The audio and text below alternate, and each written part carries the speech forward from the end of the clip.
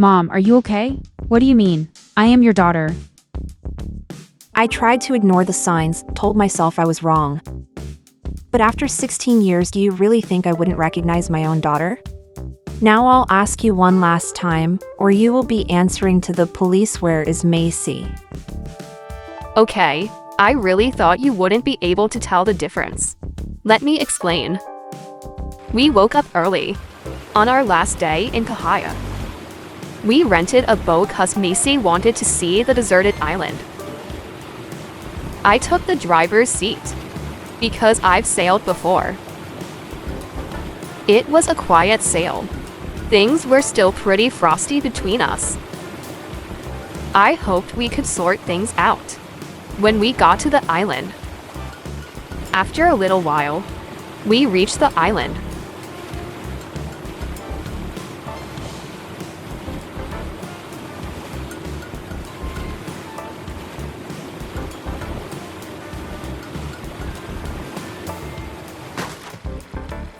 We sat on the sand, separately, but together, and watched the sunrise.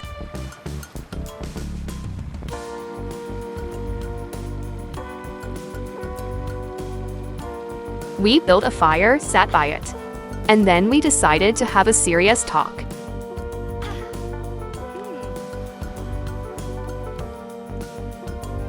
I'm glad we did. It felt like we had sorted out our differences, and we started to plan the rest of our day. On our way back, Macy wanted me to stop. She wanted to go for a swim. As she was practicing her diving, I sailed off a little bit. I knew she was a good swimmer, that she'd be fine. It was just a joke, really.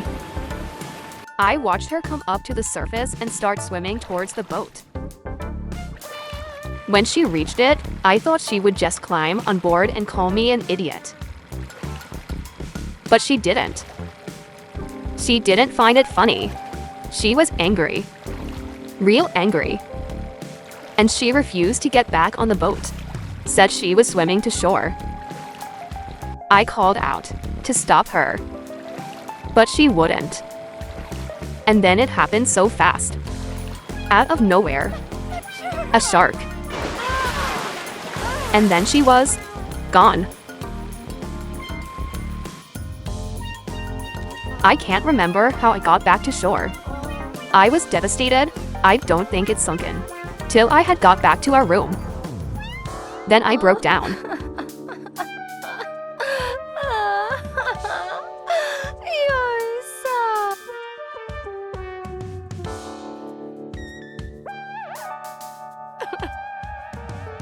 Then I realized that this was my fault, that I was gonna get the blame for it. My fault. She was still in the water. So I had to make a plan. I had to make a choice. To avoid getting the blame and going to prison. I had to become Macy. I wasn't thinking straight. Was in shock when I donated all of hers and my clothes to charity. I felt numb, disconnected. And then I went into town. Stole a lot of money from an ATM.